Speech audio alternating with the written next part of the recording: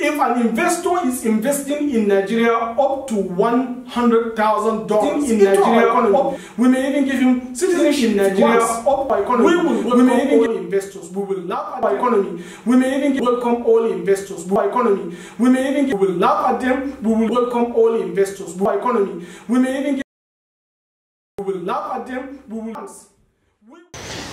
We are now going to look into a very strong foreign policy for the country. And our foreign policy is going to be shaped mostly by trade. The first and foremost component that will come to our mind, the thinking that is going to drive our entire foreign interactions with foreign countries, is going to be in the area of trade. Especially foreign policy, we are going to ensure that we have a very strong security around the Gulf of Guinea, because that's the area where the massive trade volume of Nigeria is actually taking place. The Gulf of Guinea is an area within Nigerian shoreline about 846 miles. We will ensure that this area is thoroughly controlled by our naval forces. What we need to do in this country is to strengthen the capacity and the ability and operability of our naval forces. Navy is a key trade protector and driver. We are going to shrink the land army because we are not a militarized nation anymore. We are going to shrink them perhaps even by 50% and transferring most of the resources into our naval forces. We will make sure that our naval forces have the necessary capacity to protect all the cargoes that are coming into our country from the entire Gulf of Guinea down into our hinterland, over the inland waterways. Thus, throughout the River Benue and the River Niger confluence, we will have naval forces there, including trained policemen that will be Navy, and then also trained all the necessary security agents that will have the naval capacity. Gulf of Guinea is very strategic to Nigeria's advancement when it comes to foreign policy. We should be looking at supporting United States Navy, very strong alliance with the US in ensuring security, protection, and guarantee of free flow of goods and services across the Gulf of Guinea.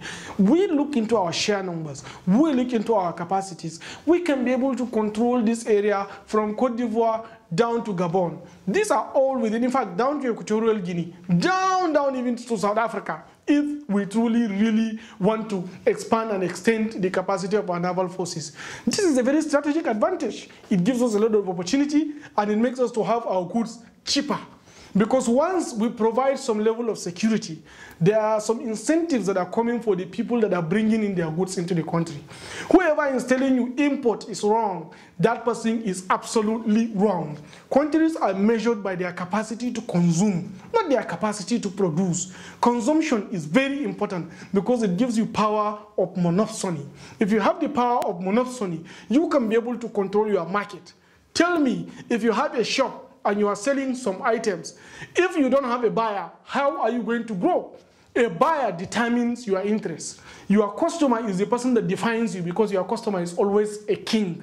That means it's not a bad thing for us to be import country, because we are importing as customers for the country that is importing these goods into our nation.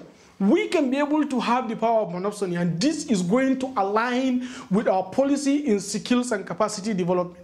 Just take, for instance, we import maybe certain number of TM shirts in this country that is worth up to $2 billion.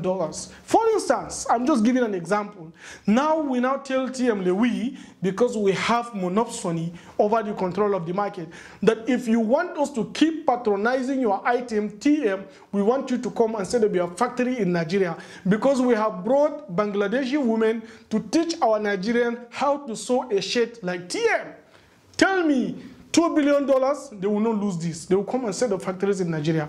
We import a lot of Kia Motors and maybe Hyundai. We can tell them, guys, why do you have to import these Hyundais when we have the local skills in our nation? Even if we don't have skills, we can be able to tell them, we import so quantity of car, maybe 1 million quantity of car into our nation.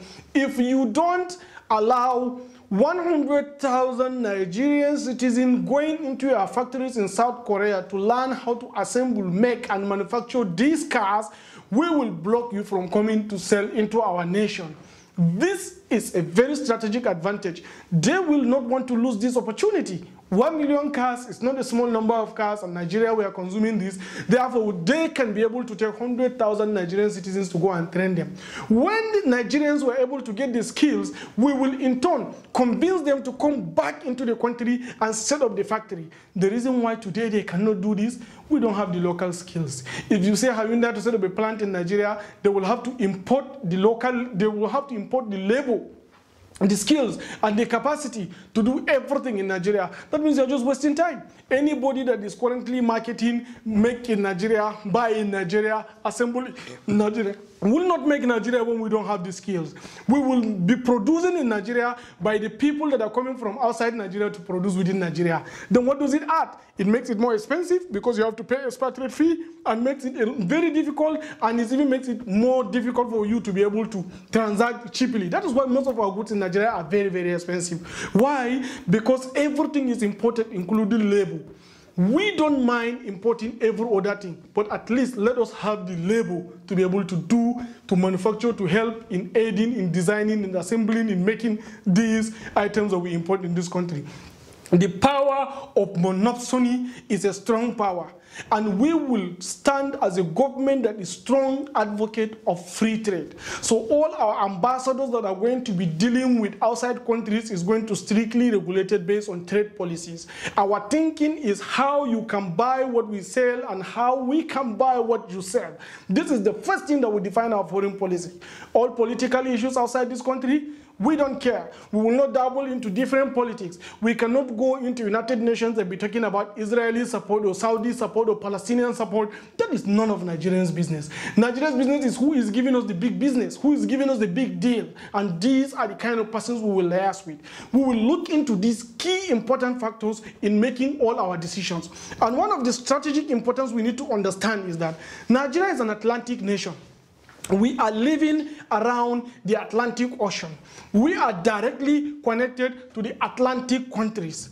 That means our strategic partnership and alliances should be formed within the countries that are around Atlantic Ocean. The Brazil from the other side, United States from the other side, Europe and North Africa. These are our key allies. These are the people we need to have strong relationship with. Unlike the way it's happening, we are mostly moving our alliances to China. This is not strategic because actually what defines a country, as I mentioned earlier, is geographic advantage and then good governance. So we are going to leverage our geography, accept the fact that geography is a reality, it will not change, nobody can shift it, and then trade, interact, relate freely and responsibly with all our Atlantic neighbors. This is the area where we need to build capacity. Gulf of Guinea is our strategic point. Trade is going to regulate our foreign policy. We cannot go to United Nations and be dumbling into Syrian politics or Iranian politics. These are not our issue. We will only be negotiating deals with nations. Our target is to make an average Nigerian purchasing power higher. Currently, each Nigerian is living, most of Nigerians are living below $1 a day. And our government is going to make sure that Nigeria's capacity has been upgraded to at least $10 a day. That is our target. So we'll focus on making Nigeria more prosperous, more stable, more economically viable, and more stable nation. We will open our borders. We are not going to put blockers. In fact, we are going to train our custom service agent and our immigration agent as customer service members of the country. They will have customer service training because we have to lay red carpet for any investor that is coming into this country. If an investor is investing in Nigeria up to $100,000 into our economy, we may even give him citizenship if he wants. We will welcome all investors. We will laugh at them. We will do our traditional dancing for them at the airport. We will lay red carpet for any investor that is bringing $100,000 into this country. Our target is to have more money coming in so that we can live bigger than the way we are living. That is our principal focus in the government of which we are planning to set up if we were succeeded in 2019 election. Now, imagine these statistics. 50,000 people are coming into this country each of them is willing to invest $100,000 into Nigerian economy. Do you know what is the value of this amount of money? You are talking about almost $50 billion. That is the value of money that is coming into this country. Do you know what that can do if this money is spent into our local economy? Do you know how much people are going to be richer and stronger? Do you know how much people are going to be empowered? Do you know how much economic activity is going to be created? Do you know how much consumption is going to circulate within the economy? This is the power of opening borders. Free trade, opening borders, strong trade policies, and strict diplomatic trade relationship with other nations is going to regulate our foreign policy. We will laugh at them. We